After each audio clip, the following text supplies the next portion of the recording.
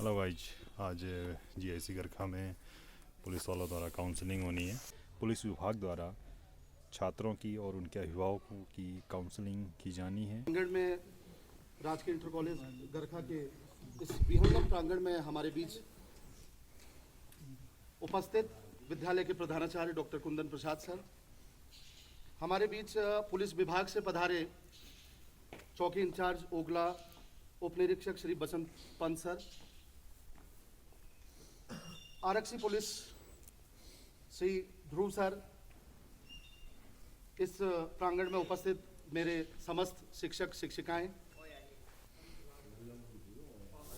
और प्यारे बच्चों, सर्वप्रथम मैं पुलिस विभाग से पधारे हमारे आज के मुख्य अतिथि महोदयों का हृदय की गहराइयों से नमन करता हूं कि आपने अपने इतने टाइट शेड्यूल के बावजूद भी हमारे निवेदन को स्वीकार करते हुए विद्यालय में छात्र छात्राओं के बीच अपनी उपस्थिति दी। इसके लिए हम हृदय की गहराइयों से आपको नमन करते हैं। क्योंकि आज का जो ये विषय है, अगर राजकीय इंटर कॉलेज गरखा की बात की जाए तो राजकीय इंटर कॉलेज गरखा का ये परिसर 1978 में स्थापित हुआ था। लगभग 44 वर्षों से ये विद्यालय नए नए आयामों को नित्य प्रति छू रहा है। आज यहीं से पढ़े हुए विद्यालय जो बहुत सारे ऐसे छात्र छात्राएं हैं जो देश ही नहीं बल्कि विदेशों में भी अपनी सेवाएं दे रहे हैं, और हम समय समय पर ये हमारा सौभाग्य है कि हमारे इन छात्र छात्राओं को हम विद्यालय में आमंत्रित करते रहते हैं। जो कि के इस दौर में सोशल मीडिया का मैं दुष्प्रभाव भी कहूँगा, क्योंकि सोशल मीडिया यदि हम उसका प्रॉपर तरीके से अगर उसका यूज़ करेंगे तो वो हमारे लिए वरदान भी है, और अगर हम उसका गलत उपयोग करते हैं तो वो एक अभिशाप की तरफ भी हमारे साथ हो सकता है। और लेकिन आज के जो आंकड़े हैं, कुछ ऐसे डेटाज हमारे पास आ रहे हैं कि बच्चे उसके जो पॉजिटिव इफेक्ट्स की तरफ या पॉजिटिव जो एस्पेक्ट्स हैं उसकी तरफ उनका जो रुख है वो कम होके वो नेगेटिव जो चीज़ें हैं इनकी ओर इनका लगातार बढ़ रहे हैं। और आज का जो ये हमारा काउंसलिंग का सत्र भी कहूँगा बड़ा सौभाग्य का विषय है कि पुलिस विभाग से हमें सहयोगी के तौर पर श्री पंत सर यहाँ पे आए हैं, ध्रुव सर यहाँ पे हमारे बीच मौजूद हैं, और हमें आशा ही नहीं बल्कि पूरा विश्वास है कि जो वर्तमान में जो परिदृश्य है, क्योंकि लगातार हम देख रहे हैं कि नशे का जो बढ़ता प्रचलन बच्चों में है और सोशल मीडिया का जो इफेक्ट है वो किस तरह से वो एक आने वाले टाइम पे एक घातक रूप ले सकता है। तो एक शिक्षक होने के नाते ये हमारा कर्तव्य है कि हम आने वाला जो हमारे ये जो खतरे हैं जिससे हम आपको बचा सकें, और इसमें हमने कोशिश हमारा ये रहा कि हमारा जो ये मकसद था या हमारा जो लक्ष्य था कि पुलिस प्रशासन की सहायता से हम विद्यार्थियों को नशे के दुष्प्रभावों के बारे में अधिक प्रभावी ढंग से समझा सकते हैं। क्योंकि लगभग 6 घंटे बच्चे हमारे साथ रहते हैं, लेकिन बाकी का जो समय है वो अपने आसपास परिवेश और अपने परिवार के साथ बच्चा रहता है। उनका जो रुख है वो इस तरफ हुआ है। बहुत सारे ऐसे बच्चे भी हैं जिनका जो पढ़ाई में, अभी लास्ट ईयर की मैं बात करूं तो हमारा हाई स्कूल की एक छात्रा आज जो 12th में है, तो हाई स्कूल में 0.2% से राज्य स्तरीय मेरिट में आने से वो बालिका रह गई थी, और बहुत अच्छे प्रतिशत अंकों के साथ आप हमें डेवलप हो रही है। उसको किस तरह से आपको ब्रेन वॉश किया जाए, इसके लिए हमारे अतिथिगण यहाँ पे पधारे हैं। और जैसा कि मैंने कहा कि 1978 में स्थापित ये विद्यालय, आज यहाँ की छात्र संख्या लगभग 121 की संख्या हमारे विद्यालय की है। और टीचर्स की अगर मैं बात करूँ तो स्टाफ पर्याप्त है विद्यालय में। सिर्फ एक अर्थशास्त्र इकोनॉमिक्स के लिए हमारे अभ्यास थोड़ा सा विस्तृत होता है। उनको पूरी जो सीमाएँ हमारी बगड़ीहाट से लेकर मुआनी तक का और पूरा जो एरिया है, जितने भी आपराधिक, क्योंकि आपराधिक जो घटनाएं सामने आ रही हैं नित्य प्रति, आप लोग भी उससे वाकिफ़ हैं कि किस तरह से लोग अपराधों को अंजाम देते हैं। बैच अलंकरण के लिए मैं आमंत्रित करूंगा हमारे विद्यालय के प्रधानाचार्य डॉक्टर कुंदन प्रसाद सर को, उनको सम्मानित करेंगे।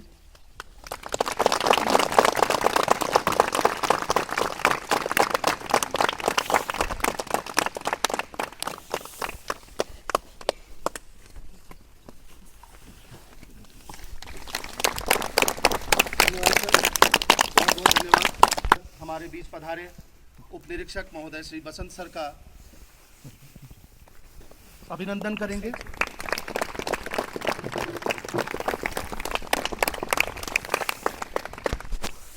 चौकी प्रभारी और ध्रुव सर, अभिभावक, सम्मानित अभिभावक, शिक्षक एवं शिक्षिकाएं, प्यारे बच्चों, आज कई दिनों से मैं बोलता था कि आज तुम लोगों के एक बार बहुत ज़रूरी है कि काउंसलिंग का मतलब पुलिस विभाग के क्या नियम हैं। बच्चे भी अपराध करते हैं तो क्योंकि हम क्षेत्र हमारा इस तरह का है कि यहाँ पर बहुत सारी नशीली चीज़ें होती हैं और समाज में भी नशे का प्रचलन है, तो वो कुरीतियाँ तुम लोगों में बहुत आ गई हैं, जिससे हम पठन पाठन कराना बहुत कठिन हो गया है। तो इसी में क्या मतलब इसके नियम कानूनों को थोड़ा सा विस्तृत, सर लोग आए हैं उनका पहले तो स्वागत है बच्चों। और इसी क्रम में सर ज़्यादा समय क्योंकि बहुत व्यस्त कार्यक्रम को निकाल कर आज सर लोगों ने अपना समय निकाला है, तो थोड़ा सा इसके बारे में विस्तृत बताएंगे। क्योंकि कभी मैं देखता हूँ सर गार्जियन बच्चे बहुत कल की घटना थी, परसों की घटना, 3-4 बच्चे आए नहीं स्कूल और आधे रास्ते से यहीं से घर को चले गए। ये घटना लगभग 5-6 साल पहले हुई है। बच्चों का ग्रुप गया और एक पेड़ में चढ़े और एक बच्चा गिरा, वहीं पर उसकी डेथ होगी। और उसमें संदिग्ध ये बच्चे थे कि उन्हीं बच्चों में झगड़ा हो गया और उन्हीं बच्चों ने धक्का देके उसको मार दिया। तो काफ़ी उन बच्चों को यहाँ से लगातार जाते थे वो एस्कॉर्ट, और काफ़ी उनको जो बच्चे थे उनके साथ वाले, लेकिन वो बात खुल नहीं पाई क्या हुआ था। तो वही गलती कितने बच्चे थे कल जो भागे थे, 2 ही बच्चे आए हैं। एक बच्चा तो खड़े हो जाओ बच्चों, क्योंकि ये बच्चे आए और आधे रास्ते से ही गायब हो गए। तो इस तरह के हरकत आज नहीं कई दिनों से हो रहा है। यहाँ पर एक आगे है, इन्होंने नशे का अड्डा बना रखा है, वहाँ पर बैठते हैं। तो हम लोगों ने एक ड्यूटी वहाँ पर लगा दी कि मतलब एक या तो कोई चतुर्थ जाएगा या फिर 2 टीचर, एक टीचर यहाँ पर लगातार का कर रखा है, जिससे थोड़ा सा बचाव हो सके। बैठ जाओ। तो बहुत सारी पठन पाठन में या विद्यालय की जो गतिविधियों में है बच्चों का, जैसे सोशल मीडिया में ग्रुप बना के और उसमें गाली गलौज अन्य चीज़ें ये भी चल रहा है। तो इसके बारे में सर थोड़ा सा जो आज की रूपरेखा, क्या आज काउंसलिंग का हमारा जो ये सत्र है किस तरह से होगा, इस पर प्रकाश डाला। और मैं सर के लिए बता दूं कि हमारे जो प्रधानाचार्य सर हैं, जितना मैं देख रहा हूं कि विद्यालय में एक अनुशासित शैक्षणिक वातावरण बनाने के लिए हर संभव जो प्रयास किया जाना चाहिए वो सर के द्वारा किया जा रहा है। और बड़े हर्ष का विषय है कि सर का चयन अभी लोक सेवा आयोग के असिस्टेंट प्रोफेसर के रूप में अभी सर का चयन हुआ है, और बहुत जल्द शायद सर का जो अपॉइंटमेंट लेटर है वो यहाँ आना है। और सर जाते जाते भी ये लगे हुए हैं कि विद्यालय में एक बेहतर और आने वाली जो चुनौतियां हैं अनुशासन से जुड़ी हुई, इस पर किस तरह से इस परिदृश्य को पाटा जाए, इसका हर संभव प्रयास सर के द्वारा किया जा रहा है। तो इसके लिए बहुत बहुत बधाई के पात्र हैं हमारे सर। तो मैं अब ज़्यादा वक्त न लेते हुए आज के हमारे बीच पधारे मुख्य अतिथि श्री बसंत पंत सर को मंच पे आमंत्रित करता हूं कि सर आप बच्चों की आधुनिक परिदृश्य में कौन कौन सी चुनौतियां हैं उस पर आप प्रकाश डालेंगे। श्री पंत सर।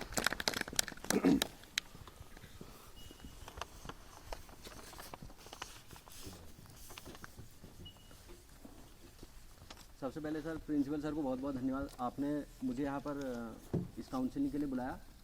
और सभी गुरुजनों का भी बहुत बहुत धन्यवाद, आप लोग यहाँ पर उपस्थित हैं, और आप सभी बच्चों का भी। पहली बात तो ये कि आज जो हमारा आना हुआ वो एक्चुअली में इतना प्री प्लान नहीं था पहले से। कुछ विद्यालय में समस्याएं थी, यहाँ पे सर ने हमारे यहाँ पे एक लेटर दिया हुआ था, मुझे भी कल ही उसकी जानकारी हुई कि हमें आना है। तो ऐसा कोई मतलब पॉइंट टू पॉइंट ऐसा कोई तय कार्यक्रम नहीं है। अभी सर ने बुलाया था तो हमने उसी संबंध में हम यहाँ आए हुए थे। बताया यहाँ पर नशे को लेके जो समस्याएं हैं इस क्षेत्र में, पहाड़ों में ये पहले से ही रहा है, पर चूँकि पहले स्कूल के बच्चों तक इतना ज़्यादा इसकी पहुँच नहीं थी, या बहुत रही होगी तो बहुत सीमित रही होगी ये समस्याएं। स्कूल में इस तरह की चीज़ें नहीं होती थी, तो अपने स्तर से सर लोग उसको हैंडल करते थे। या हो जाया करती थी वो चीज़ें, पर अब ये चीज़ें स्कूल तक पहुंच रही हैं और इतना ज़्यादा बढ़ रही हैं कि सर को हमें ये चीज़ें बतानी पड़ रही हैं, कहनी पड़ रही हैं, काउंसलिंग के लिए हमें आना पड़ रहा है। तो ये तो वाकई में चिंता का विषय है, ये बहुत ज़्यादा है, ये चीज़ें नहीं होनी चाहिए। और सर दूसरी बात ये कि सर लोग तो गुरुजन हैं, सर का काम है रोज़ पढ़ाने का, रोज़ का पढ़ाते हैं, काउंसलिंग करते हैं। तो आप लोगों के पास एक मतलब अच्छी शब्दावली होती है बोलने की, आप बहुत अच्छा बोल सकते हैं, हम इतना अच्छा नहीं बोल सकते हैं क्योंकि हमारा काम भी दूसरे टाइप का है। सर लोग बहुत अच्छा बोल सकते हैं, बहुत अच्छा पढ़ा सकते हैं, हम लोग बहुत अच्छा पीट सकते हैं, ये काम हम बहुत अच्छा कर लेते हैं, है ना। किसी को टाइट करना हो, ठीक है, बदमाश को सुधारने का काम हो, ये काम हम ज़्यादा अच्छा सर लोगों से कर सकते हैं, जिस काम के लिए हमें रखा भी गया है ना। इसीलिए गुरुजनों के हाथ में किताब होती है, पेन होती है, हमारे कमर में बंदूक होती है और हाथ में डंडा, ठीक है, क्योंकि गलत आदमी को सुधारने के लिए एक्चुअली हमें रखा गया है। अगर समाज में गलत आदमी ना हो तो फिर हमारी भी आवश्यकता नहीं है ना। इसीलिए हमें रखा गया है और हम वो काम बेहतर करते हैं और उसे प्रयास करते हैं कि उस चीज़ को अच्छा किया जाए। और सर मेरा एक निवेदन ये है कि आपने मुझे यहाँ पे बुलाया, इस चीज़ पे मैं बहुत आभारी हूँ आपका। ये हमारा मतलब फ़र्ज़ है, हमारा फ़र्ज़ है, आपको बुलाने की आवश्यकता भी नहीं होनी चाहिए थी वैसे, पर थोड़ा सा क्योंकि टाइम का शेड्यूल ऐसी है तो हम नहीं आ पाए थे अब तक, मुझे ज़्यादा समय भी यहाँ पे नहीं हुआ है। और आगे से भी मेरा ये निवेदन रहेगा कि अगर कभी आप हमें यहाँ बुलाएं तो सर थोड़ा सा आप इतना करिएगा कि बच्चों के साथ में कोई ऐसा दिन या जैसे पेरेंट्स मीटिंग वगैरह होती है ना, उस टाइम हमें बुला लीजिए आप। पेरेंट्स भी आए हैं जी, कुछ आए हैं, मतलब बच्चों के साथ में इनके पेरेंट्स भी मौजूद हों, सबके ना हो, कम से कम कुछ के हों। जो चीज़ें असल में हम बच्चों को समझाना चाह रहे हैं, क्योंकि ये एज ऐसी है, इनको बुला दीजिए पेरेंट्स। बच्चों की एज ऐसी है, ये टीनेज ऐसी है कि यहाँ पर हम इनको कितने अच्छी चीज़ों पे भाषण देते हैं तो ज़्यादा इनके दिमाग में बैठती नहीं है। बहुत सारी चीज़ें ऐसी होती हैं जिनके दुष्प्रभाव के बारे में बच्चों को नहीं पता होता है। माँ बाप को, यहाँ तक कि बच्चों को तो छोड़ो, इनके माँ बाप को नहीं पता होता उन चीज़ों के दुष्प्रभाव के बारे में। हाथों में मोबाइल हैं, स्कूल में तक मोबाइल लेके आते हैं। पहले अलाउ नहीं हुआ करता था मोबाइल, अब तो पता नहीं सर क्या है, स्कूलों में अलाउ नहीं है। हाँ, स्कूलों में मोबाइल अलाउ नहीं होगा और होना भी नहीं चाहिए। अरे भाई, इंटर करने के बाद हम भी चले ही गए थे, सीधा जॉब में ही आ गए थे, हमें भी इतना ज़्यादा फिर बाहर जाने का मौका नहीं लगा। कुछ बच्चे नशे का सामान भी शायद ला रहे हैं और नशा कर रहे हैं। अभी हमारी नॉलेज में भी आया था सर, एक बच्चे को हमने वहाँ पे रोका भी था। अच्छा, अपने यहाँ पे रोका भी था, हमें जानकारी मिली थी, फिर उससे भी थोड़ा उसकी वहाँ काउंसलिंग भी करी थी हमने।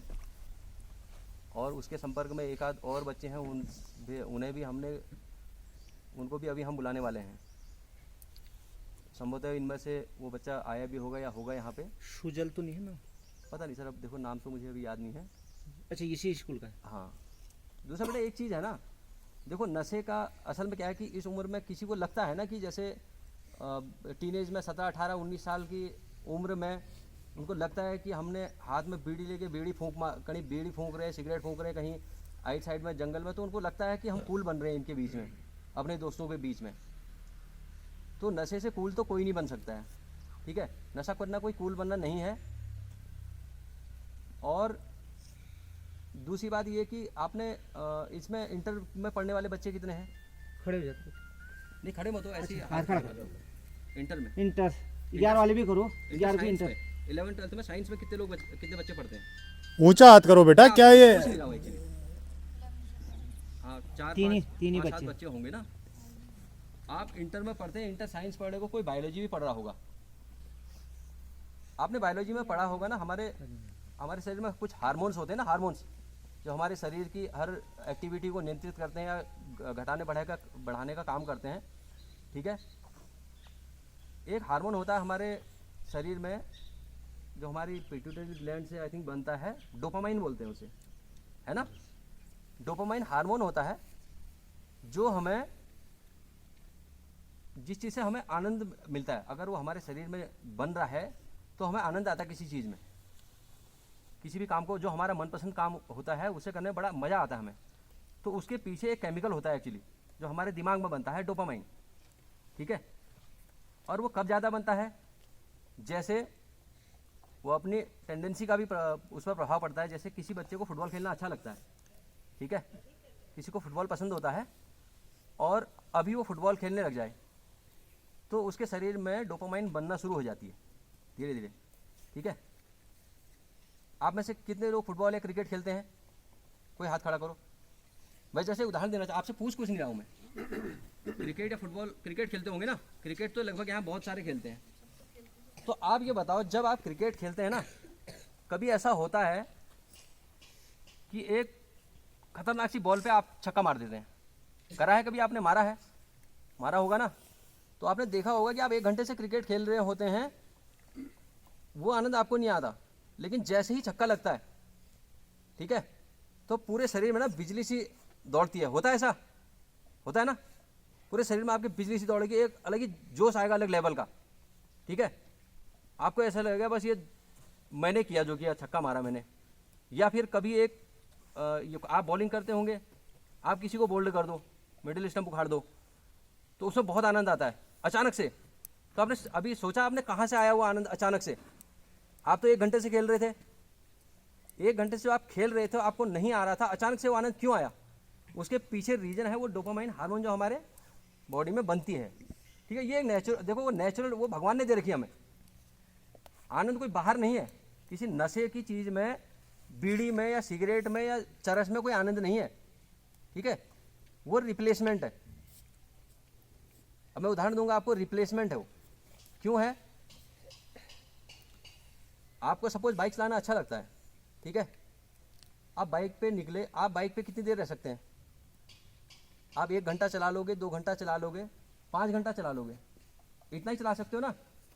पर आप बाइक पे ज़िंदगी तो नहीं काट सकते, ऐसा पॉसिबल है?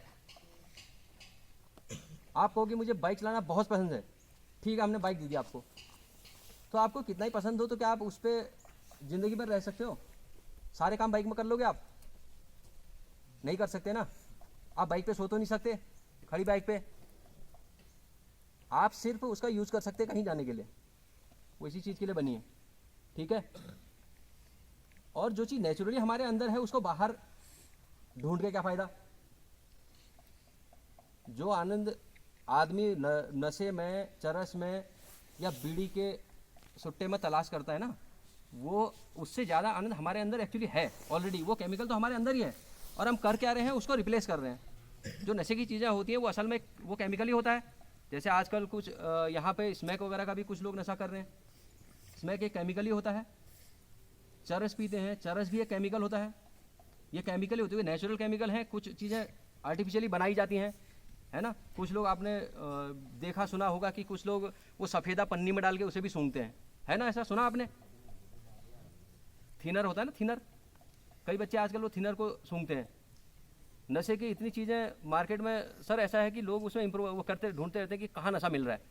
हमने तो ऐसे ऐसे लोग देखे हैं जो ब्रेड में मक्खन की जगह पे जो नशा करते हैं ना, ये वो आता है बाम आता है, आयोडेक्स। उस आयोडेक्स को ब्रेड के बीच में लगा के उससे खा लेते हैं। और सोचो वो इतना सा आयोडेक्स हम माथे पे लगाते हैं तो माथा झंझना जाता है हमारा, आंसू आने लगते हैं, और लोग उसे ब्रेड में लगा के खा जा रहे हैं। अब आप सोचो उनकी स्थिति कितनी खराब है।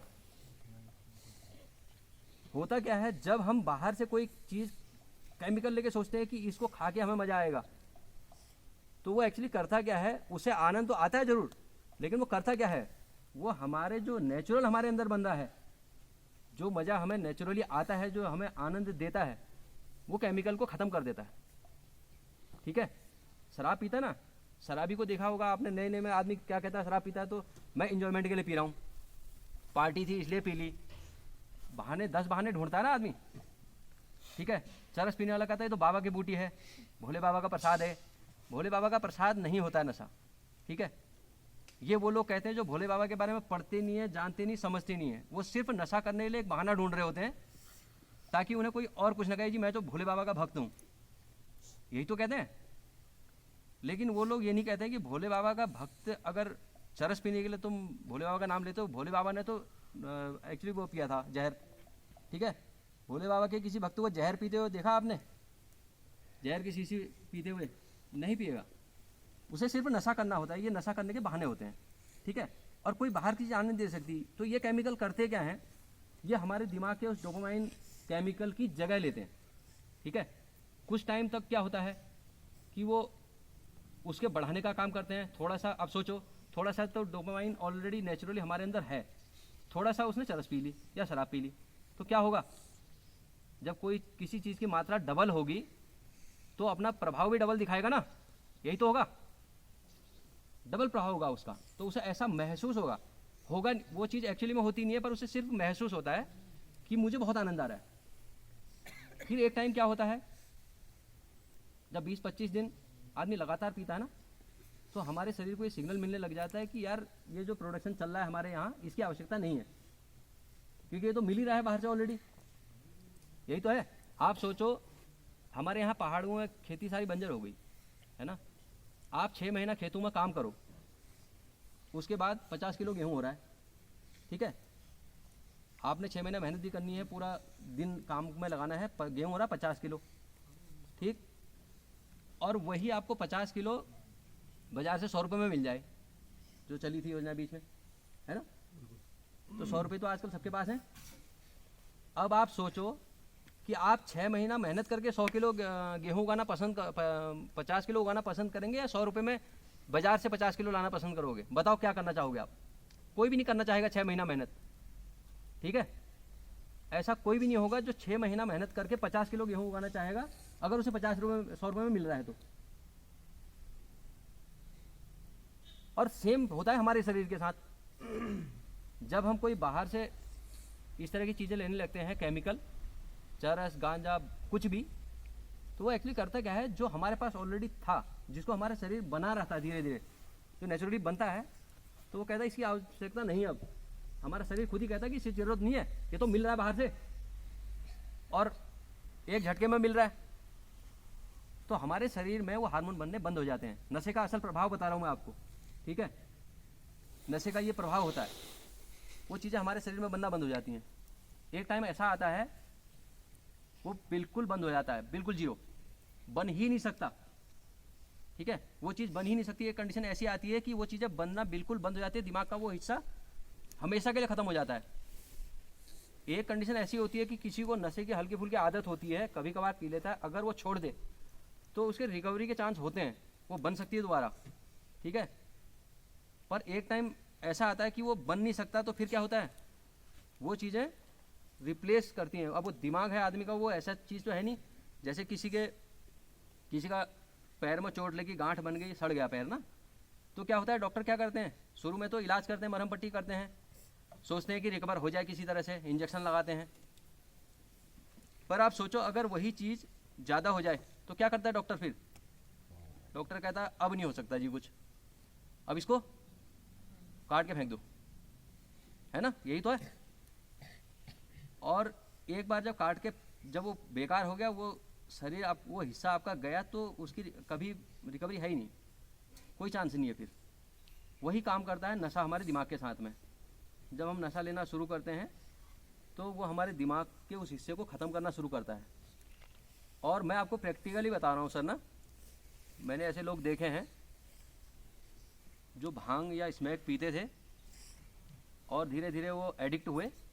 और एक टाइम ऐसा आया सर, एक बंदा हमने एक बार पकड़ा, बहुत ज़्यादा नशा करता था वो, और बहुत अच्छा पढ़ा लिखा था, MSc, मतलब वो थ्रू आउट फर्स्ट डिवीज़न पास था, हाई स्कूल से MSc तक, ठीक है। लेकिन हुआ क्या, उससे लगी नशे की आदत। MSc तक फर्स्ट पास बंदा, जब वो नशे का आदी हो गया, बाद में उसकी स्थिति एकदम पागलों वाली हो गई, ठीक है, ब्रेन डेड हो जाएगा तो फिर पागल ही हो। हाँ, ब्रेन डेड में बता रहा हूँ क्या हुआ।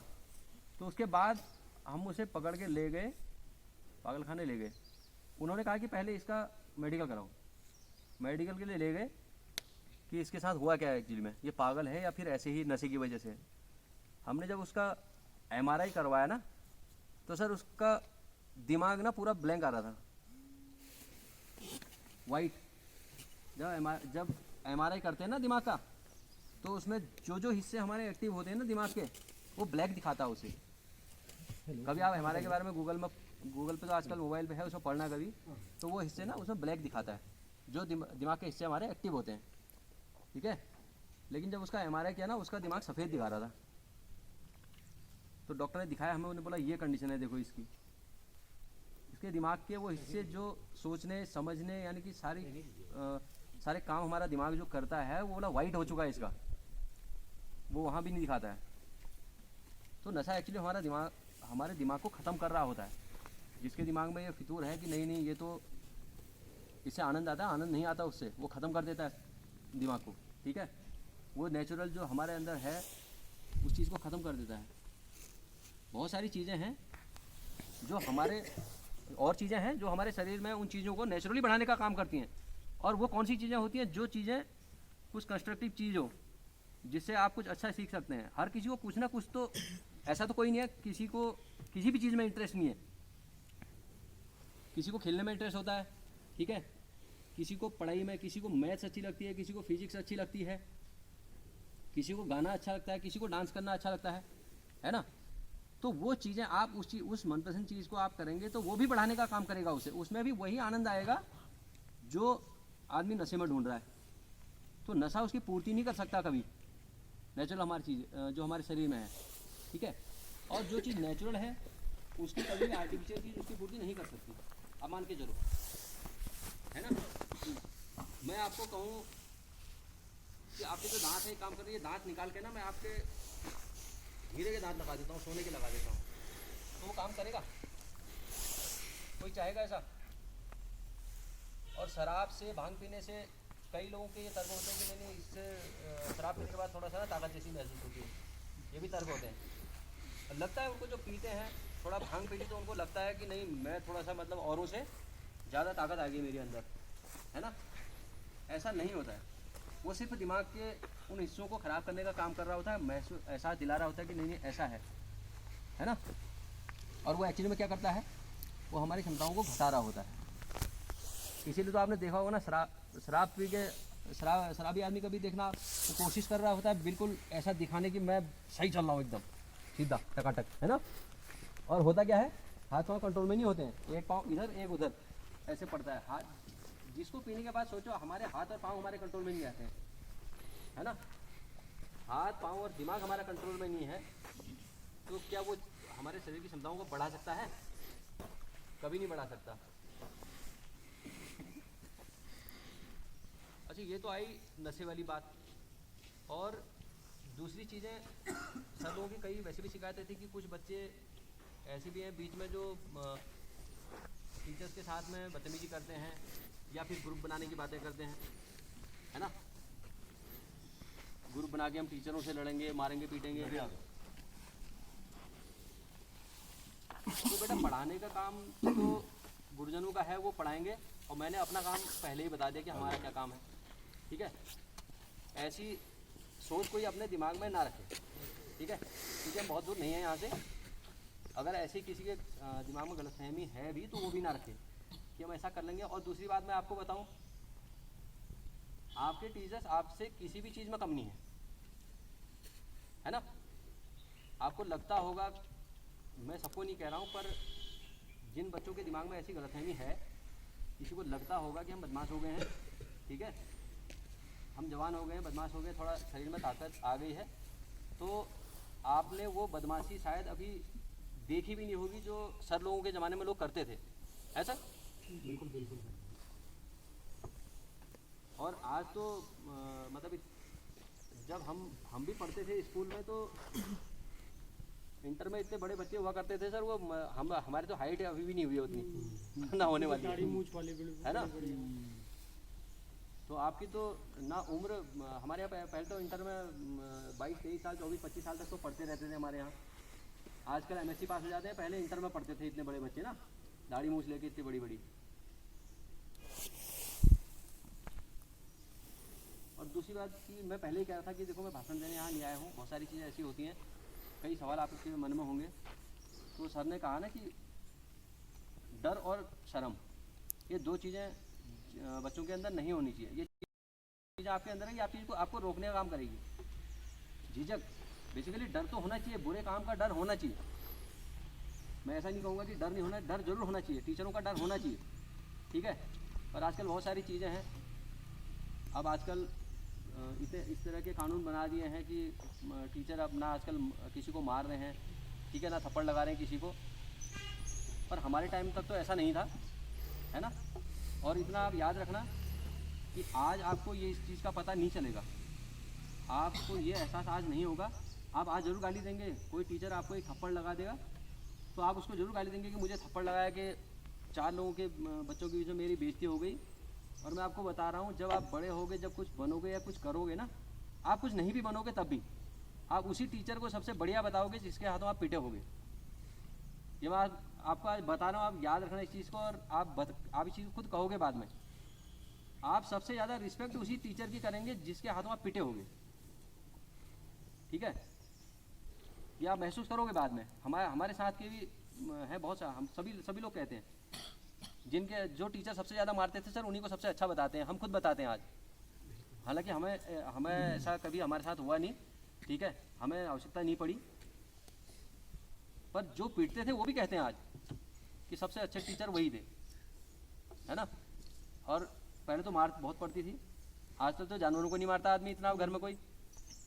उससे ज़्यादा पहले टीचरों से पीटते थे, आजकल कोई मारता भी नहीं है। और नहीं मारता है उस चीज़ का, नहीं मारते तो फिर आपको डर काहे का।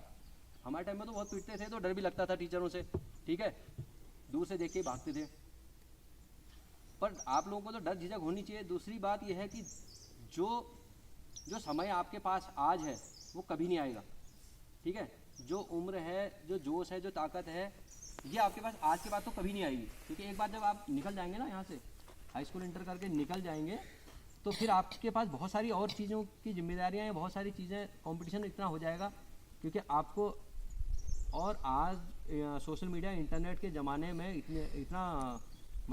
इतना अच्छा हो गया है कि जो कोई 1 लाख रुपए फीस दे के कॉन्वेंट स्कूल में बच्चा पढ़ रहा होगा ना, अगर चाहो तो आप भी वो चीज़ फ्री में यहाँ भी कर सकते हो, ठीक है।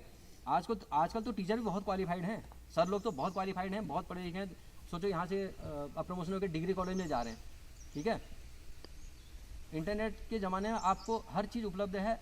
जो चीज़ कॉन्वेंट के बच्चे पढ़ रहे हैं वो आप भी पढ़ सकते हो इंटरनेट में। पर वो आपको तो देखना है कि आपको यूज़ क्या करना है उस मोबाइल का। स्कूल में अलाउ नहीं है, घर में तो देखते होंगे, घर में तो आजकल होमवर्क भी मोबाइलों में जाता है, घर में देते हैं, ऑनलाइन भेजते हैं, ठीक है। तो आप उस चीज़ का फ़ायदा उठाओ, आप उससे पढ़ाई भी कर सकते हैं। जैसे बिजली होती है ना, बिजली के नुकसान भी हैं और फ़ायदे भी हैं। आप बिजली के प्लग के अंदर उंगली डालोगे तो मार देगी आपको, ठीक है। और उससे आप कंप्यूटर भी चलाओगे तो आपको नॉलेज मिलेगी, आप उससे पंखा भी चला सकते हो, आप बिजली, सारे काम बिजली से कर सकते हो। तो बिजली तो बंद नहीं की जा सकती है, पर उसके अच्छे और बुरे इस्तेमाल किए जा सकते हैं। वही बिजली आदमी को मार भी सकती है और वही उसके ज़िंदगी को अच्छा भी कर सकती है, उसके सारे काम आसान भी कर सकती है। वही आजकल इंटरनेट के ज़माने में मोबाइल का भी काम है, ठीक है। आप उसका अच्छा इस्तेमाल भी कर सकते हो और चाहो तो उससे आप गलत चीज़ें भी सीख सकते हो। सब कुछ है उसमें, अच्छा बुरा हर चीज़ है। पर हाँ, अगर आप गलत चीज़ों को पढ़ रहे हैं, कुछ गलत कर रहे हैं, फिर नाम आएगा आपका, पता चलेगा धीरे धीरे, ठीक है। आज आपकी स्कूल में शिकायत होगी, कल स्कूल से गांव वाले शिकायत करेंगे, फिर बाहर शिकायत होगी, फिर वहाँ से हमारा काम शुरू हो जाता है। टीचर्स का काम है बताना, आपको गाइड करना, आपको अच्छे बुरे के बारे में बताना, ठीक है। इतना ही कर सकते हैं टीचर, इतना ही रोक सकते हैं, ठीक है। पर वो आपको वो डंडे के बल पे नहीं सुधार सकते। फिर उसके आगे जब आप समाज के लिए आप प्रॉब्लम खड़ी करोगे तो फिर वहाँ पर डंडा भी चलेगा समाज का, ठीक है। और बहुत सारे बच्चों को ये भी नहीं पता होता कि जो चीज़ें हम कर रहे हैं ये कितनी खतरनाक है। अभी 18 साल से छोटे बच्चे हैं, कई लोग सर बता रहे थे कि वो लोग चरस वरस, यहाँ तक कि कुछ बच्चे तो चरस भी बेच रहे हैं। सर अगर ये बच्चे कहीं रास्ते में मिल गए आप लोगों को, चरस है बच्चे के जेब में, अब उसने कहा स्कूल में तू बिक, गार्जियन नहीं बोल दिया, उसको जानकारी नहीं है, बेटा मेरे से तो बिक नहीं रहा है, तू ले जा। वही चीज़ बता रहा हूँ आपको, देखो ऐसा ना, तो उस समय क्या इनको सजा हो सकती है? हाँ मैं वही चीज़ बता रहा हूँ। देखो आपको इस चीज़ के बारे में पता नहीं होगा कि बच्चे बहुत महत्वपूर्ण है। बहुत सारे जो भी गलत काम होते हैं ना, हर गलत काम के लिए एक कानून बना होता है। उस कानून में ये भी लिखा होता है कि इसके लिए क्या सज़ा होगी, ठीक है।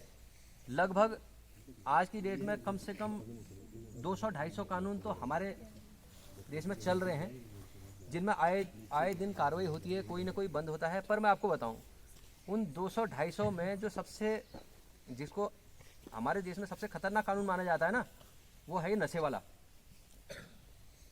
कभी आपको मौका लगे तो आप पढ़ना, इंटरनेट पे देखना, उसमें NDPS एक्ट बोलते हैं उसे, ठीक है, NDPS एक्ट करके भी आप देखना। तो जितने भी हमारे देश में कानून बने हुए हैं जिसमें सबसे खतरनाक सजा है, जिसमें जमानत भी नहीं होती, यहाँ तक कि एक बार कोई चला गया नशे वाली चीज़ों को रखने में, ठीक है, चरस, गांजा, भांग, स्मैक, इस तरह की चीज़ें जो होती है ना, इनको अपनी जेब में रखना ही अपराध है, ठीक है। शराब है, शराब किसी के पास ज़्यादा मिल जाएगी तो वो एक पेटी से ज़्यादा मिल जाएगा, वो अपराध है, उस पर भी मुकदमा होता है। पर ये चीज़ें जो होती हैं नशे वाली चीज़ें, अगर आपकी जेब में मिल भी जाती है ना, किसी की जेब में मिल गई, उसके बाद वो ये नहीं कह सकता, ये कह के नहीं बच सकता कि मुझे किसी ने दिया था और किसी को देने के लिए दिया था। समझ रहे हो आप? हो सकता है आसपास के गांव में आपके कोई ऐसा आदमी हो जिसको वो तो जानता है, कोई ऐसा आदमी हो जानता है कि मुझे पुलिस पकड़ सकती है, हो सकता है वो आपका यूज़ कर ले कि बेटा ये एक पन्नी में कुछ सामान है, इसको वहाँ दे देना, किसी को पकड़ा देना, ठीक है, किसी का यूज़ कर सकता है। तो ये कानून ऐसे हैं नशे वाले कि इसमें किसी की जेब में होना ही अपराध है और इसमें सज़ा बहुत कठोर है। इनमें आदमी जेल से बाहर नहीं आता है, एक बार जो चला जाता है अंदर, इसमें जमानत नहीं मिलती है। 8 साल 10 साल आप पेपर पढ़ना, यहाँ पिथौरागढ़ में 10-10 साल 14-14 साल के लिए जेल जाते हैं। अभी एक लड़की को सज़ा हुई थी, आपको बता रहा हूँ, पिछले साल एक लड़की थी, नेपाली लड़की, उसको 20 साल की सज़ा हुई है, पता है? पेपर पढ़ो आप कभी। वो नेपाल की रहने वाली थी, वहाँ से किसी ने उसे बताया कि यार ये पैकेट है, वहाँ इंडिया में कोई ऐसा बंदा मिलेगा, दे देना उसे, ठीक है। उसमें चरस थी, इसे नहीं पता, उसे पैसे मिले, उसने बोला 1000 रुपये दे रहा हूँ, वहाँ जाके दे देना, धारचूला जाके दे देना किसी को, वो आ जाएगा। उसे ये भी नहीं पता था इसके अंदर क्या है। वो इन्फॉर्मेशन पुलिस को मिली, पुलिस ने पकड़ लिया। तो नेपाल वाले को तो हम नहीं ला सकते हैं, ठीक है, पर क्योंकि उसके पास मिला था, सिर्फ इसी बात पे वो 20 साल के लिए जेल चलेगी। तो अपने दिमाग से ये चीज़ निकाल दो कि हम बच्चे हैं, ठीक है, बच्चे हैं, हम बच जाएंगे, ये कह के बच जाएंगे कि मेरा नहीं है, किसी ने दिया था, किसी को देने के लिए दिया था। तो ये चीज़ें नहीं होती, इसमें बहुत कठोर सजाएं होती हैं इसमें।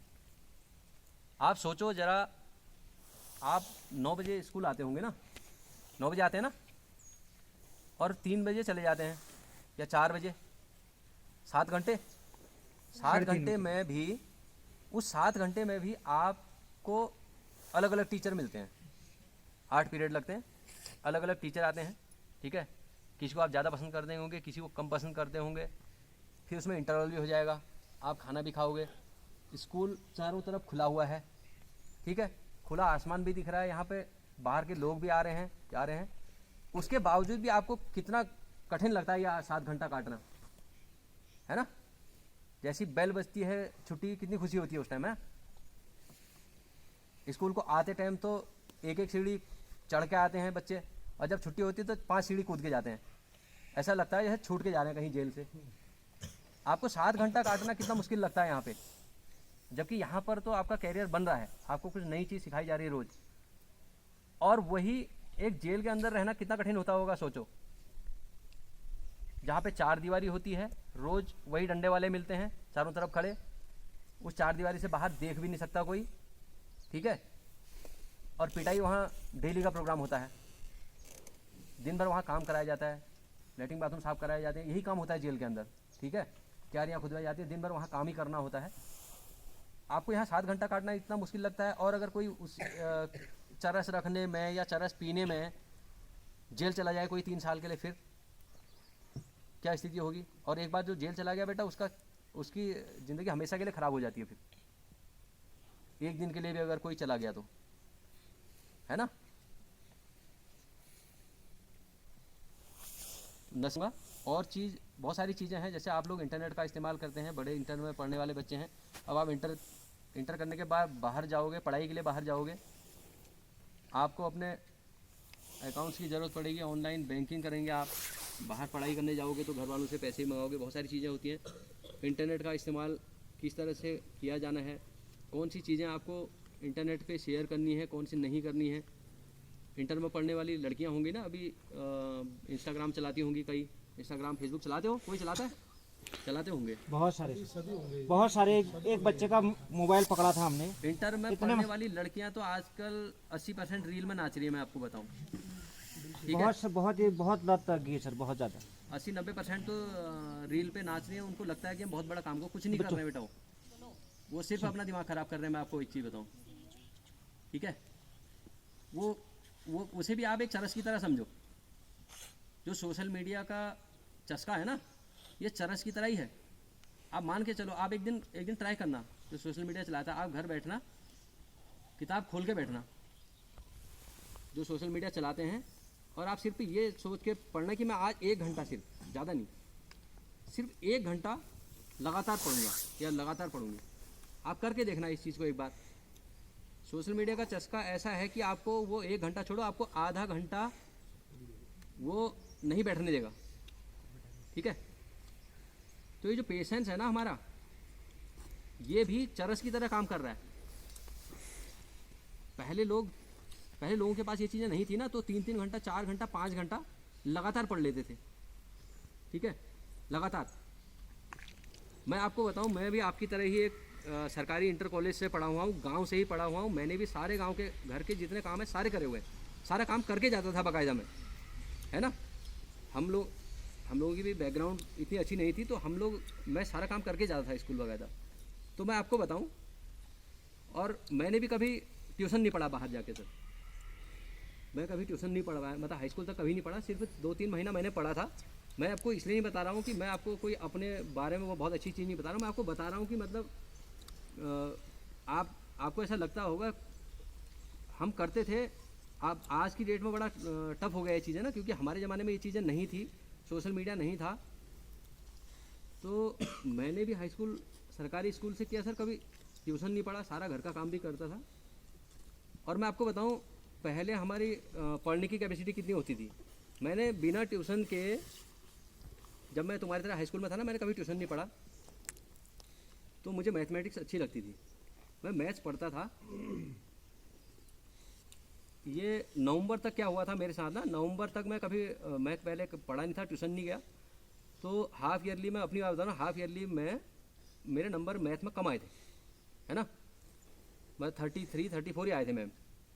हमारे टीचर जो थे उन्होंने कहा कि बेटा अभी तक तो तू पास हो गया, बोर्ड का एग्ज़ाम है, अब इस साल मेहनत कर ले, मुझे ऐसा लगता है तो फेल हो जाएगा, है ना। मैं नवंबर में जाके, दिसंबर में जाके ट्यूशन के लिए गया। हमारे गुरुजी थे एक, उन्होंने मुझे मना कर दिया, बोला नहीं यार मैं नहीं पढ़ा पाऊँगा। बोला यहाँ तो आधा कोर्स हो गया है, अब तू कवर नहीं कर पाएगा, तो अब पॉसिबल नहीं है, तू रहने दे, मैं नहीं पढ़ा पाऊँगा। एक बार मना करा, मैं दोबारा गया उनके पास, दोबारा फिर मना कर दिया। मैं तीसरी बार गया, तीसरी बार में उन्होंने कहा यार एक शर्त पे पढ़ाऊँगा तेरे को, सिर्फ मैं तुझे 10 मिनट दूंगा, जब बैठेगा 10 मिनट दूंगा, 10 मिनट बाद मैं बता दूंगा, उसके बाद तू अब खुद कर लेना, ठीक है। उसके बाद खुद पढ़ना, मैं औरों को डिस्टर्ब नहीं कर पाऊंगा, आधा कोर्स हो गया। मैंने कहा ठीक है, मैं राजी हूँ इस बात पे, आ जाओ। मैं पहले दिन गया सर, मुझे पहले दिन मैंने तब तक कोर्स कुछ भी नहीं किया था, मैं आपको बताऊँ, कुछ भी नहीं पढ़ा था मैंने। पहले दिन उन्होंने मुझे 2-3 सवाल बताए, अगले दिन गया मैं। तो मैं आपको बता रहा हूँ, देखो जो मैं बता रहा था ना आपको, ये डोपामाइन वाली चीज़ें, जो चीज़ें हमें पसंद होती है वो चीज़ करना चाहिए। और उसमें आप जब उस काम को करोगे, आप पढ़ाई करोगे, सब्जेक्ट आप पढ़ोगे, उसमें घुसोगे ना, तब आप देखोगे कि आपको कितना आनंद आता है उसमें। तो जब मैं पहले दिन आया, मेरा दिमाग खुला सर उस दिन पहली बार मेरा दिमाग खुला।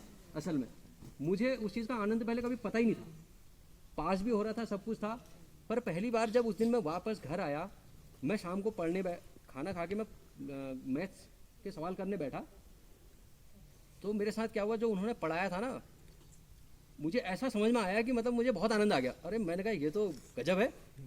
घर आया तो सर पहले दिन मैंने पूरा चैप्टर जो होता है ना, आपका जो पहला चैप्टर क्या होता है, वो पिछले साल वाला होता है, क्या बोलते हैं उसे, पुनरावृत्ति बोलते हैं ना, पुनरावृत्ति बोलते हैं। पिछले साल का चैप्टर होता है वो, एक्चुअली में पूरे साल की जो गणित होती है वो उसमें पहले चैप्टर में होती है।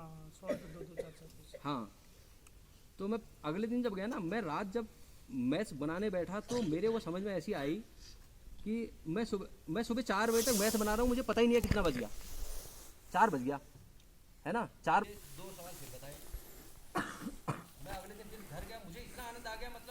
सा हो गया एकदम। बस फिर बैठा पूरी रात बैठा रह गया। इसलिए आप उस चीज़ में घुसोगे ना तो आप देखोगे कितना आनंद आता है। और ये मैं आपको क्यों बता रहा हूँ, मैं इसलिए बता रहा हूँ कि जो ये बैठने का पेशेंस होता है ना, ये कब डेवलप होता है, जब आप दिमाग को भटकने नहीं दोगे इधर उधर। अगर आप सोशल मीडिया में घुसे हो, रील बना रहे हो, रील में डांस कर रहे हो, तो आप कभी नहीं कर पाओगे। लिख के ले लो मेरे से, आप 1 घंटा आधा घंटा नहीं पढ़ पाओगे। आप कितना चाहो आपका हाथ फिर मोबाइल पे जाएगा, नज़र फिर मोबाइल पे जाएगी। तो ये पेशेंस पैदा नहीं होता है। आपको इस चीज़ से दूर रहना होगा।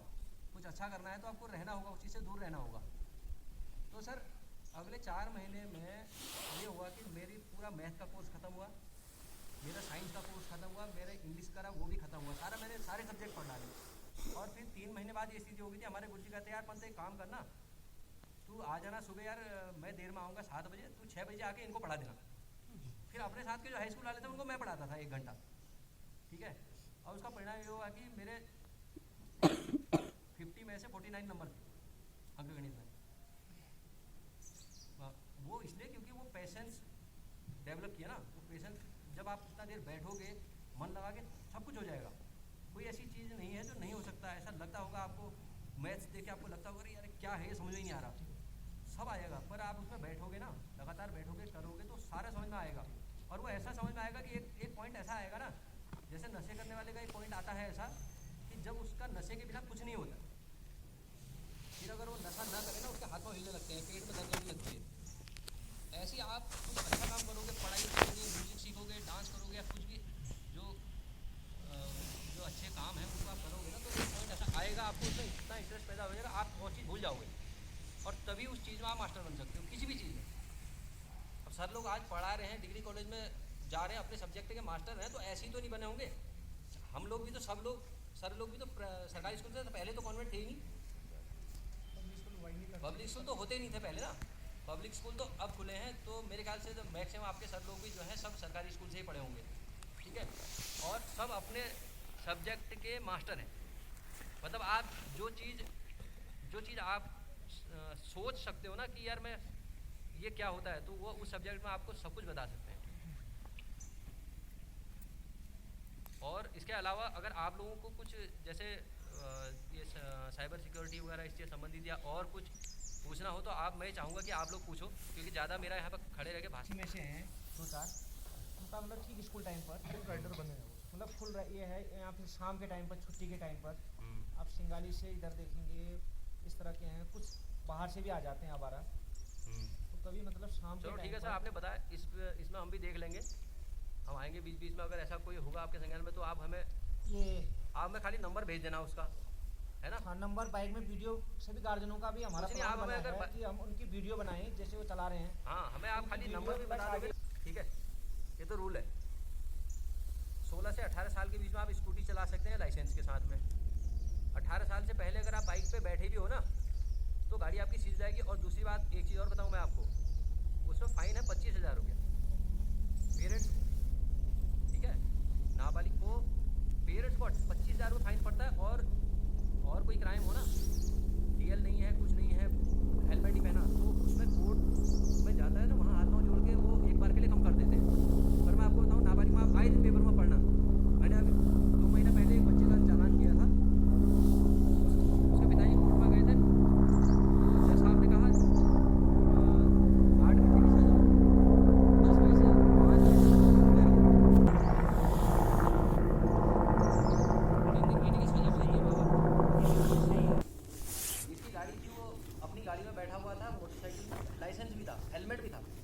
पीछे वाले ने बोला, दोस्त ने, यार मुझे दे दे। वो आगे बैठा, हेलमेट पहना उसने, लाइसेंस नहीं था। नीचे गाड़ी स्किड हुई और एक्सीडेंट हो गया, पेट में चोट लगी उसके, ब्लैडर फटने से उसकी डेथ हो गई, ठीक है। अब उसके माँ बाप जो है वो 15 दिन बाद मर्चेंट नेवी में जाने वाला था सर, मर्चेंट नेवी में लगता है 15 दिन बाद जाने वाला था। और वकीलों के मुझे फ़ोन आए बाद में कहीं होंगे कि लड़का तो चलो जो हो गया उसके साथ वो ख़त्म हो गया, अब घर वालों की कुछ क्या हो सकता है, कुछ हेल्थ इंश्योरेंस वगैरह इनको मिल जाए। और सर उसके, क्योंकि हमने उसमें डाटा भरा हुआ था, उसमें लिखा हुआ था कि ये चला रहा है गाड़ी, लाइसेंस नहीं था, तो आज की डेट में उसके घर वालों को भी कुछ नहीं मिल रहा है। कई जगह चले गए, वो बहुत सर मार लिया उन्होंने। जिस वकील के पास गए उसने भी हाथ जोड़ दिए, उन्होंने कहा भाई मैं नहीं करा सकता, लाइसेंस नहीं है, जिसका लाइसेंस नहीं है उसे तो कोई कंपनी सरकार कुछ नहीं देने वाली, मजबूरी है सरकार की। उसके घर वालों को सरकार कुछ दे ही नहीं सकती क्योंकि अलाउ ही नहीं है, बिना लाइसेंस के बाइक चलाना अलाउ ही नहीं है। और वो चला रहा है तो फिर नियम कहाँ से लागू होते हैं? सबसे बड़ी बात तो ये है ना सर, एक बच्चा है, उम्र में तो है लेकिन इतना छोटा है सर, हाँ 11 में पढ़ता है, वो पल्सर चला रहे हैं। कोई बात नहीं सर, हमें एक बार उसका उसके मतलब अभी आज आया नहीं, वो परसों में था, उस बच्चे का नहीं, वो तो ऐसे- जाएगा ही जाएगा, लेकिन किसी जो- दूसरे को भी तो मारेगा वो। जो ऐसे लोग हैं ना उनका तो आप हमें सिर्फ नंबर दे दो, बीच बीच में हम यहाँ देख लेंगे, अगर कोई हमें इस तरह का मिलता है तो हम उसे बंद करेंगे। और अगर आपकी नॉलेज में आता है आप उसके बाइक की ना फ़ोटो खींच के हमें भेजो। चलाते हुए सर सभी गार्जियन मतलब ये देखने से बहुत ज़्यादा मतलब इतने परेशान हो गए इस चीज़ का हम खुद भी ध्यान देंगे, इधर को आएंगे हम बीच बीच में। और कुछ ऐसे बच्चे शरारती बच्चे जो बता रहे हैं। अच्छा, बच्चा होता है ना कि जब छोटे बच्चे होते हैं सबके घर में, तो माँ बाप कहते हैं बेटा ये प्लग को मत छूना, ये बिजली का बटन है इसको मत छूना, यहाँ हाउ है, यहाँ करंट लग जाएगा, बताते हैं ना। तो बच्चा, आप बताओ कोई बच्चा ऐसा है जो उसके बाद भी आज बड़ा होने के बाद उस प्लग के अंदर उंगली डालता है? कोई नहीं डालता ना। क्यों? क्योंकि जब हम बोलना भी नहीं सीखे होते ना, तब से हमारे माँ बाप हमें बताना शुरू कर देते हैं, यहाँ मत जाना, यहाँ हाथ मत लगाना, यहाँ बिजली है, करंट है, मर जाओगे। क्यों बताते हैं? क्योंकि उनको पता है। पर अब जो चीज़ें आई है ना, इसमें का तो शायद घर वालों ने नाम भी नहीं सुना होगा। ठीक है, सोशल मीडिया के क्या फ़ायदे हैं, क्या नुकसान है, घर वालों को नहीं पता उस बारे में। जब घर वालों को उसके नुकसान के बारे में नहीं पता तो आपको क्या बताएंगे? उसमें आपका भी दोष नहीं है, क्योंकि आपको उसके वाकई में उसके नुकसान नहीं पता। तो हम ऐसा करेंगे, जिन जिन की भी ऐसी शिकायत है आप एक बुला लिए, उनकी अलग से काउंसलिंग कर लेंगे। एक्चुअली में पहले इनको पता तो चले, इनको और इनके घर वालों को पहले पता चले कि हम जो काम कर रहे हैं कितना गलत है, इसके आगे जाके परिणाम क्या होंगे, है ना। आपको उसके बारे में पता होना चाहिए, पहले पता होगा तभी आप उस चीज़ से बचोगे। और आपको ये भी पता होना चाहिए कि हम ये नहीं कह रहे कि आप मोबाइल को हाथ ही मत लगाओ। मैं कह रहा हूँ ना, बिजली के नुकसान भी हैं, फ़ायदे भी हैं। पर अगर आप उसका अच्छा इस्तेमाल करोगे तो फ़ायदे हैं, उंगली डालोगे तो नुकसान करेगा वो। ऐसा ही मोबाइल का भी है, सोशल मीडिया का भी है। तो इस चीज़ से अब इस ज़माने में 21वीं सदी में आप मोबाइल के बिना तो नहीं चल सकते, दुनिया के साथ आप नहीं चल पाओगे। दुनिया के साथ चलना भी ज़रूरी है, साथ में उसके नुकसान से बचना भी ज़रूरी है। ठीक है, तो हम काउंसलिंग कर लेंगे, उसके बारे में पता होना चाहिए, अलग से बैठा के उनकी काउंसलिंग हो जाएगी। सर आप कोई दिन फिक्स कर लीजिए, उनके माँ बाप को जरूर बुलाना आप ना। अभी 2 बच्चे, एक तो यही विवेक का भी, विवेक की तो पर यही ऐसा अगर कोई इस तरह की हरकत कर रहा है या दिमाग में किसी की ऐसी गलतफहमी, तो बेटा वो गलतफहमी अपने दिमाग से निकाल देना। मैंने शुरू में एक बात बताई ना, गुरुजी तो आपकी किताब और पेन से ही समझाएंगे आपको, जो भी करेंगे। पर हमारे पास और चीज़ें भी हैं, तो हमें तो इसी काम के लिए रखा गया है सरकार ने। ठीक है, तो फिर हम दूसरे हिसाब से भी सुधारेंगे। कोई अपने दिमाग में ये गलतफहमी ना रखे कि हम जो है थोड़ा बड़े हो गए, अब हम जाके टीचरों से लड़ेंगे, गाली दे देंगे, मारपीट कर देंगे या रास्ते में घेर लेंगे कहीं और हमारा कुछ नहीं बिगड़ेगा। ठीक है, वो तो आप ऐसा है कि वो आपके टीचरों की मानता है कि वो आपके खिलाफ कभी शिकायत नहीं करते हैं। आप तो कर लेते हो, आप घर जाके कह देते हो, झूठी उल्टी सीधी शिकायतें करते हो, घर वाले लड़ने भी आते होंगे। सही कह रहे हैं सर कि आज अगर किसी को एक थप्पड़ लगाने से पहले 20 बार सोचना पड़ता है कि कल कितने लोग झंडा और डंडा लेके आएंगे यहाँ, है ना। पहले ऐसा नहीं होता था, अब उनको इतना सोचना पड़ता है, तो आपको भी इस चीज़ को सोचना पड़ेगा। ठीक है, अगर वो शिकायत कर देंगे तो फिर आपकी भी खैर नहीं है उसमें, ना आपके माँ बाप की। आपके माँ बाप को भी कोर्ट के चक्कर लगाने पड़ेंगे। ठीक है, तो ऐसी ये गलतफहमी अपने दिमाग से आप निकाल देना कि आप ऐसी कुछ हरकतें करोगे और आपका कुछ नहीं बिगड़ेगा। अगर आपके टीचर लोग शिकायत करते हैं तो आपका बिगड़ेगा बहुत कुछ फिर, और आपके माँ बाप का भी बिगड़ेगा साथ में। ठीक है सर, और अगर ये कुछ कहना चाहें। अतिथि के रूप में पंत सर, ध्रुव सर और हमारे विद्यालय के प्रधानाचार्य महोदय, शिक्षकगण और अभिभावकगण। देखो बच्चों, पंत सर द्वारा बहुत ही अच्छी जानकारियाँ हमें दी गई है, लेकिन अभी बैठे बैठे मेरे मन में ये ख्याल आ रहा था कि मतलब अनुशासनहीनता पे ही इतनी बात होगी कि करियर की बात ही नहीं होगी। देखो मतलब विद्यालय, मतलब ऐसा होना चाहिए कि विद्यालय स्तर पे हमें कैरियर संबंधी बातें कि टीचर, मतलब जैसे होता क्या है कि सर बताते कि सर कैसे बने, ये बने, तो ये किस कारण हो रहा है? आप लोगों की अनुशासनहीनता के कारण। सभी बच्चे नहीं है, लेकिन कुछ बच्चे ऐसे हैं कि इतने अनुशासनहीन, देखो बार बार ऐसे कृत्य होते हैं ना, तो मतलब वास्तव में होता क्या है कि टीचर का भी दिल टूट जाता है। फिर टीचर अपने मन से पढ़ाते ही नहीं, क्योंकि अगर टीचर की मर्यादा और टीचर का अगर आप लोग सम्मान जिस दिन नहीं करेंगे ना, तो टीचर दिल से पढ़ाएंगे नहीं। और सबसे बड़ा यही होता है, जैसे सर ने कहा ना कि वो टर्निंग पॉइंट आते हैं लाइफ में। ऐसा नहीं कि हर कोई बचपन से होशियार होता है या कोई बचपन से बुद्धू नहीं होता, ये टर्निंग पॉइंट आते हैं। और ऐसा नहीं कि जो खराब है तो हमेशा ज़िंदगी भर खराब ही रहेगा, तो सुधरने का मौका है आप लोगों के पास। आप लोगों के पास सुधरने का मौका है। कितने बार हम लोग समझा चुके हैं। और क्या कहते हैं, आज पंत सर और इनके द्वारा पंत सर द्वारा बहुत बेहतरीन जानकारियाँ आप लोगों को दी गई। तो अभी भी समय है। देखिए, आप करियर की बातें कीजिए। ऐसा नहीं है कि ग्रामीण परिवेश में आप लोग हैं तो आप कुछ नहीं बन सकते। हम सभी लोग, इवन जितने टीचर्स आप लोगों को दिख रहे हैं, सर ने खुद बताया कि सर ये GIC यानी गवर्नमेंट स्कूल से पढ़ के आए हैं। ठीक है, हम लोग पढ़ते थे, हमारे अंदर भी थी। ठीक है, कॉन्फिडेंस आना चाहिए आपके अंदर। तो ये आप झिझक और डर अपने अंदर से निकालो। अच्छा, क्या है, आप इतना कंपटीशन का ज़माना है आजकल, कॉन्वेंट में पढ़ रहे हैं, बहुत महंगी महंगी फीस दे रहे हैं। तो हम लोग भी जब सरकारी स्कूल में पढ़ते थे, प्राइवेट स्कूलों के बच्चों के सामने कभी जाते ना, तो हम थोड़ा सा एक मतलब हमारे अंदर भी इंफीरियरिटी वाला थोड़ा सा भाव जैसा आता था, है ना। हमें ऐसा लगता था कि यार नहीं, ये हमसे तेज़ है, ठीक है, ये हमसे तेज़ हैं, हमसे अच्छा बोल रहे हैं। पर आप एक चीज़ देखो ना, कॉन्वेंट का बच्चा इंग्लिश में पढ़ रहा होगा किताबों को, आप हिंदी में पढ़ रहे हो, अंतर इतना ही है। दोनों में पढ़ रहे हैं सर ये। समझो कि कॉन्वेंट का बच्चा कुछ अलग पढ़ रहा है, ठीक है, या कोई महंगी फीस दे रहा है तो कुछ अलग पढ़ रहा है, ऐसा नहीं है। ठीक है, आप भी वही चीज़ पढ़ रहे हैं, आप हिंदी में पढ़ रहे हैं, वो अंग्रेजी में पढ़ रहे हैं। अंग्रेजी में पढ़ना किसी चीज़ को वो बहुत बड़ी चीज़ नहीं है। अंग्रेजी क्या है, अंग्रेजी एक भाषा ही तो है, भाषा ही है ना। देखो, घर में हम लोग पहाड़ी बोलते हैं, स्कूल में हिंदी बोलते हैं। जब हम लोग घर में छोटे बच्चे थे, घर में हिंदी नहीं बोलते तो हम पहाड़ी ही बोलते थे ना।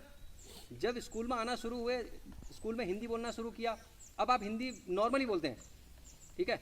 अब आपको ये डिफरेंस कहीं नहीं लगता, आपको पहाड़ी और हिंदी एक जैसी लगती होगी ना। अब आपको हिंदी में कोई दिक्कत होती है? कुछ नहीं होता है।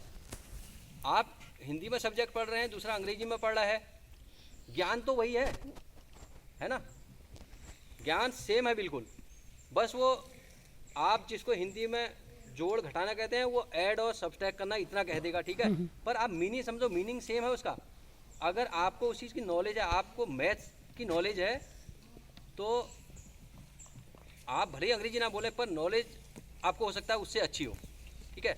हम भी सरकारी स्कूलों से पढ़ के जब गए सर, प्राइवेट स्कूलों के बच्चों के साथ कंपटीशन किया, हमें भी बड़ा इन्फीरियरिटी लगती थी, यार नहीं हमसे तेज़ होंगे, ऐसा है, ये हुआ है। पर बाद में आपको पता चलेगा कि तुम सेम हो बिल्कुल, सिर्फ आप भाषा का ही अंतर है, इतना ही अंतर होता है। एक बात मैं बोलना चाहूँगा सर, जैसे आजकल पहले तो हिंदी किताब आती थी, जी। लेकिन इस सेशन से मैं देख रहा हूँ कि इनकी सारी किताबें, इतिहास की, भूगोल की, विज्ञान की, अंग्रेजी की, डबल में है। डबल में जैसे वही पार्ट इंग्लिश में भी है, वही पार्ट हिंदी में भी ये है। तो बहुत अच्छा है। ये जरूरी नहीं कि भैया तुम किताबें वाली ढूंढने के लिए जाओ, तुम उसी को इंग्लिश में भी पढ़ सकते हो। बस ऐसा है कि आप लोगों ने पढ़ना पड़ेगा, उसको वो टाइम देना पड़ेगा। वो कैसे पढ़ते मैं हैं? ये कह रहा था ना कि पहली बात तो ये कि अपने अंदर से उस चीज़ को निकालो कि तुम अलग हो, है ना। हम हिंदी में पढ़ रहे हैं, हम अलग हैं, या हमारे अंदर इतनी एबिलिटी नहीं है, वो अंग्रेजी में पढ़ रहा है या शहर में पढ़ रहा है तो हमसे तेज़ होगा, ऐसा नहीं है। मैं आपको एक छोटी सी एक कहानी बताऊँ। क्या होता है ना, एक शेरों का झुंड होता है, बच्चे होते हैं उसमें। एक बार क्या होता है कि कोई तूफान आता है, कुछ ऐसी चीज़ होती है, भगदड़ मचती है जंगल में। तो भगदड़ में शेर का एक बच्चा होता है ना, छोटा सा बच्चा होता है, वो अलग हो जाता है, बिछड़ जाता है अपने माँ बाप से। फिर बाकी वो शेरों का झुंड अलग हो जाता है, वो पहुंच जाता है उस भगदड़ में जंगली गधों के झुंड में, ठीक है। जब जंगली गधों के झुंड के बीच में पहुंच जाता है, पहले तो दूध पीता बच्चा होता है वो शेर, वहाँ पहुंच जाता है, उनको देखता है ढेचू ढेचू करते हुए, ठीक है। तो उनके बीच में वो भी ऐसे ही सीखता है। बाद में उनको घास खाते हुए देखता है, उसे तो पता ही नहीं होता ना, बच्चा ही है वो, पहले तो दूध पी रहा था। जब तक उसके मांस खाने की उम्र आती है, तब तक वो गधों के बीच में पहुंच जाता है। तो उसका ऐसा लगता, उसे पता ही नहीं होता कि मैं शेर हूँ, ठीक। वो उनके साथ घास भी खाने लगता है। और जब गधे जंगल में गए होते हैं, कभी बाघ आता है, चीता, शेर कुछ आता है, उसको देख के गधे भागते हैं, तो वो भी भागने लग जाता है, ठीक है। क्योंकि वो इसलिए भाग रहा होता है, गधे भाग रहे होते हैं, ठीक है। एक बार एक शेर देख लेता उसे, वो देखता है इतने गधे हैं, इन गधों के बीच में एक शेर भी बड़ा हो गया ना, वो काफ़ी बड़ा हो गया वो, और रह रहा गधों के बीच में ही, उसको पता ही नहीं है। तो वो सोच रहा है कि मैं भी इनके बीच का ही हूँ एक। जब शेर को देखता है तो सारे गधे दौड़ लगाते हैं, वो भी शेर को देख के दौड़ लगाता है, भागता है गधों के साथ साथ। वो सोचता है ये सब चिल्ला रहे होते शेर आ भागो, वो भी भाग लेता है। शेर को बड़ा आश्चर्य होता है कि ये गधे भाग रहे हैं, ये क्यों भाग रहा है, ये तो शेर है। शेर दौड़ के पकड़ लेता है उसे, कहता तू क्यों भाग रहा है? बोला तू शेर है इसलिए भाग रहा हूँ, है ना। तो शेर कहता तू क्या है? बोलता मैं तो गधा हूँ। ठीक। शेर कहता तुझे किसने कह दिया तू गधा है? वो कहता मेरी तरह करके दिखा, तो शेर है। तो जैसे वो कहता मेरी तरह आवाज़ निकाल के दिखाओ, वो गधे की तरह ढेंचू ढेंचू करने लगता है। तो शेर ले जाता है उसे नदी किनारे, और उसका सर पकड़ के उसको ले जाता है पानी में, दिखाता है शक्ल अपना बगल में खड़े होके। वो कहता है यहाँ देख, ये मैं हूँ, मेरी मूछें देख, और अब अपनी देख। ठीक है, अब अपनी देख, तू क्या है? तू गधा है, तू शेर है, तेरी भी ऐसी मूछें हैं जैसी मेरी हैं। अब वो कहता मेरी तरह करके दिखा, है ना। फिर दहाड़ता है शेर, और जब उसे कहता है जैसे मैं कर रहा हूँ ऐसे कर, जब वो दहाड़ता है ना तो हलचल मच जाती है उसके दहाड़ने से पूरे जंगल के अंदर में कि कहीं कोई शेर आया। फिर उसे शेर एहसास दिलाता है कि बेटा तू खाली यहाँ अपने आप को गधा समझ रहा है, इनके बीच में रह के, ये सारे गधे हैं तो तेरे को ये गधा बना दिया इन्होंने, तू असल में शेर है। तो उसे एहसास जब तक नहीं दिलाया होता है ना कि तू शेर है, तो अपने आप को गधा समझ रहा होता है वो। तो बेटा ऐसा नहीं है, तुम सब शेर हो, शेर के बच्चे हो तुम सारे, तुम्हारे अंदर वही चीज़ है।